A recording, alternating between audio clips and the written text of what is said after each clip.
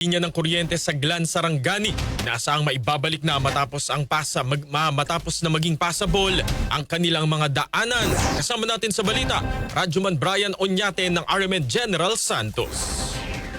Matapos na maging passable na ang daan patungong Glan Sarangani Province, inaasahan na ng mga residente doon na maibalik na ang linya ng kuryente sa lugar matapos tamaan ng lindol. Napag-alaman na maliban sa tubig at signal ng internet, malaking problema din sa nasabing munisipyo ang ilang araw nang walang kuryente sa lugar. Ayon kay Socoteco 2 Acting General Manager Jefferson Pia, na agad na pinuntahan ng kanilang mga tauhan ang bayan ng Glan matapos madaanan na ang kanilang daanan dahil sa epekto ng 7.8 magnitude na lindol. Malaking tulong di umano ang ipinadalang team ng ibang mga electric cooperatives para sa mabilisang pagpapabalik ng linya ng kuryente sa mga apektadong komunidad matapos sa ang nasabing pagyanig. Kasama mo sa RMN General Santos, Radyoman Brian Oñate, Tatak RMN.